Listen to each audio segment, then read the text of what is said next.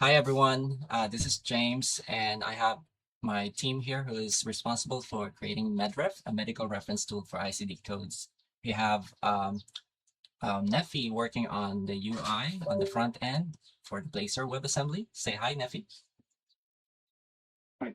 And we also have Jeremy working on the authentication of this project, and also for the back end and save records.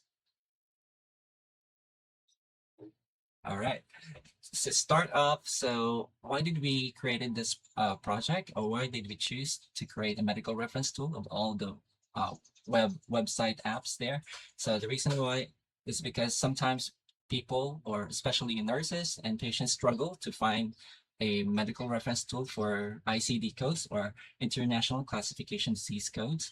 When that doctor provides the diagnosis to the patient, the patient doesn't know what E11.9 means when it's actually just diabetes. So that's exactly what this app is for. Now let's dive in to explain a little bit on the authentication part of this project. So which is Jeremy's task, and he'll show us his screen right now.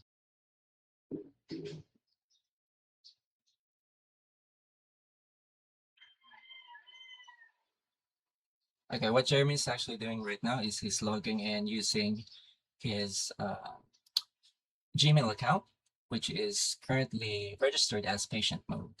So what that means is that the user is only able to create or do a quick search on the code without being able to create any custom node. All right. Now Jeremy is actually logging in with his Gmail account that is used for nurse's profile. So now he gets this welcome to MedRep. Please select your role to continue. And Jeremy will be clicking I am a nurse. Okay.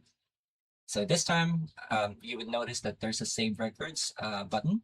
So that's the difference between the patient mode and, and nurses mode. And when he does a quick search on that and save to favorites, that is actually saved in the saved code section on the right side of the screen and in the save records as well. So we can see that there's a table for the code, disease name, what it means. So E11.9 is diabetes type 2. Custom notes is saving it as saved from search by default. And we have Medline URL as well. And two actions, which is an edit button, the pencil icon, and the trash icon is for the delete functionality. And now Jeremy is going to show us how to edit a note for diabetes complications E11.9 or E11.8 rather. So and he's going to save it. And since it's a duplicate, he's going to delete it right now. So for the test two, and that works. Okay, so thank you so much for that one. So now we'll be having Nefi explain a bit on what he did here for the front end UI. So he's going to share to us his screen right now. Thanks, Jeremy. Take it away, Nefi. Okay, so let me share my screen right now, and I will demonstrate about the things I worked in from my side. So I was responsible for the front end in the project, and the in order to work on this, I worked with the .NET Blazors. So I created uh, some pages on the project. And as you can see, the styling it was used CSS and a little bit of Bootstrap in order to create some features like buttons. And I used the grid for CSS, and also for the save records, I used the grid templates. And for the UX experience, UX, I'm sorry, I used the lazy loading and skeleton cards. All right, thank you so much. That sounds great. So I'll just wrap this presentation by just showing the guys how the front end and the back end works in the code. So we use VS Code, and our tech stack is, of course, Blazor WebAssembly plus ASP.NET Core API in the back end. So we use controllers.